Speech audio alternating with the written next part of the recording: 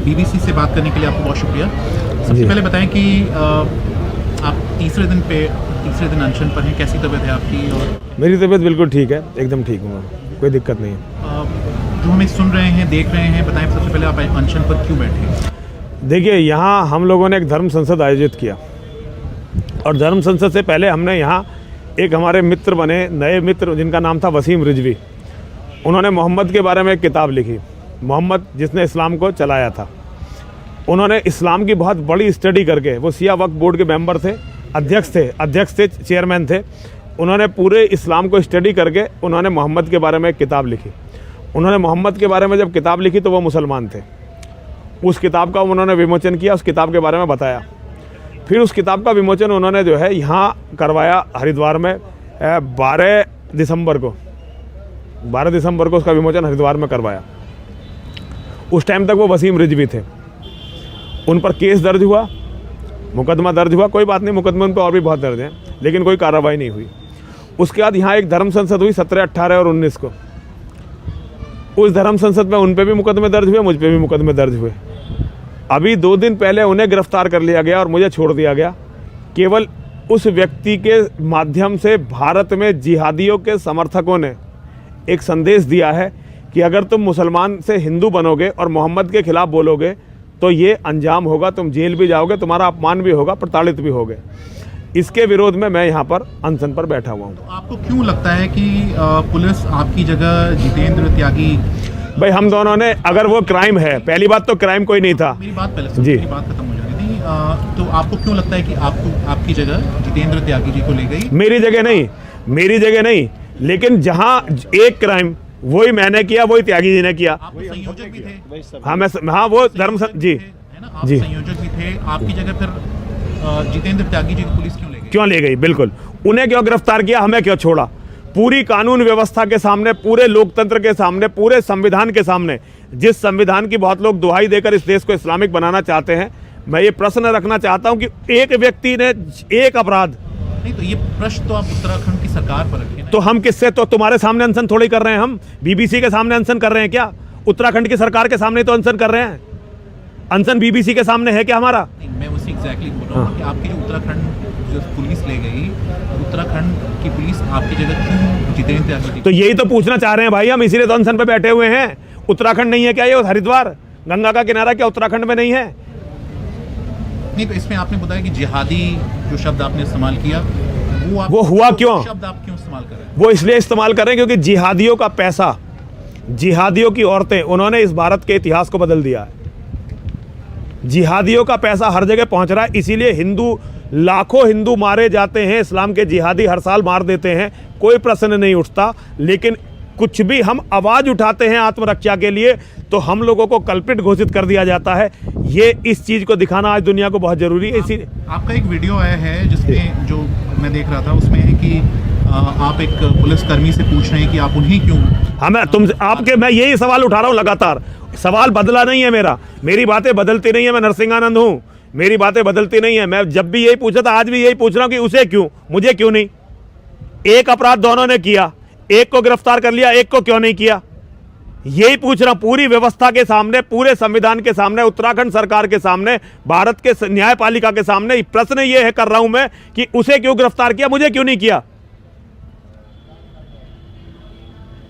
एक जो सोच है वो ये कि चाहे पुलिस उत्तराखंड की हो, चाहे उत्तर प्रदेश की हो, आप पर बहुत सॉफ्ट है। 32 बार जेल रहा हूं मैं। सुनिए 32 बार सुनिए। सॉफ्ट जो आपने पहले उसका सुन तो लो, जो तुम सॉफ्ट बता रहे। 32 बार जेल रहा हूं मैं। अभी मुझे कब गए हैं जेल आप? आखिरी बार गया हूं 3 साल पहले, उत्तर प्रदेश में 3 साल पहले, योगी जी के। सुनिए, ये सब बकवास है। ये केवल क्योंकि कानून, संविधान मुझे भी बोलने की उतनी आजादी देता है जितनी ओवैसी को देता है, जितनी अबू आजमी को देता है। वो भी तो बाहर हैं जितनी। तो आप अपनी आजादी का इस्तेमाल तो कर रहे हैं। हाँ, तो मैं इसीलिए, और मैं जमानत पे हूं, वो जमानत पे भी नहीं है, लेकिन आप मुझ पे सवाल उठा रहे हैं। उन पे सवाल भी उठाने की हिम्मत आप पे नहीं है। क्योंकि मैं आपके सामने नहीं, क्योंकि आप केवल मेरे सामने रख सकते हैं, आप उनके सामने रख ही नहीं सकते इस सवाल को। मुझसे बुरी बुरी बातें इस देश में कही जाती हैं, लेकिन उन पर मुकदमे भी दर्ज नहीं होते। आप ये जो बात होती है कि पुलिस चाहे उत्तराखंड की हो, चाहे यूपी पुलिस की हो सॉफ्ट, और ये जो आपको नहीं आपकी जगह जितेंद्र त्यागी जी को ले गए हैं उसका एक एग्जाम्पल बताया जाता है।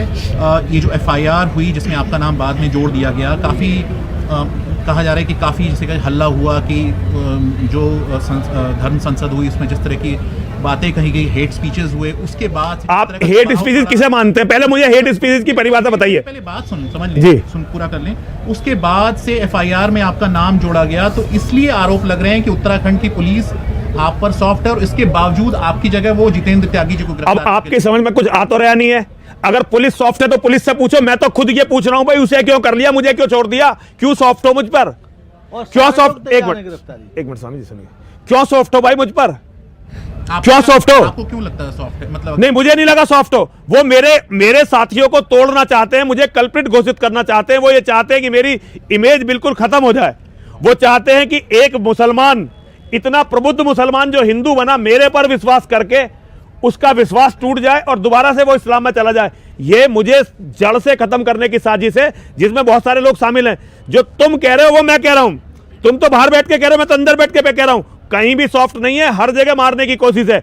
मेरे पास सिक्योरिटी नहीं है प्रॉपर, जिस तरह की आज तक आपने बीबीसी ने कभी ये नहीं सिखाया कि मौलाना रोज खड़े होकर कहते हैं। आपके डासना मंदिर में 22 से 28 मंदिर में है, लेकिन मैं मंदिर में रहता कितना हूं? जरा रिकॉर्ड तो देखो, मंदिर में रहता कितना हूं? आप ही के लिए तो सिक्योरिटी, मेरे लिए सिक्योरिटी नहीं है, मंदिर के लिए सिक्योरिटी है। जो ऐतिहासिक मंदिर है जिसमें लाखों लोग आते हैं, उस मंदिर की सिक्योरिटी है। मैं डासना मंदिर में ज्यादा से ज्यादा महीने में 2 या 3 दिन सोता हूं, केवल 2 या 3 दिन महीने में सोता हूं। और मुझे क्या सिक्योरिटी दी गई है? 2 गार्ड हैं, जबकि मानव इतिहास में सबसे बड़ा इनाम इस्लाम के जिहादियों ने मेरे सिर पर रखा है। हो कहां भाई सच के लिए? तुम पुलिस से मेरी बात हुई है, उनका कहना है कि आपकी जान को खतरा है जी। और जो 22 से 28 पुलिस वाले मंदिर पर तैनात है। मंदिर में धर्म प्रचारक हूं, मेरा मंदिरों से क्या? मैं मंदिर का महंत नहीं हूं उसका।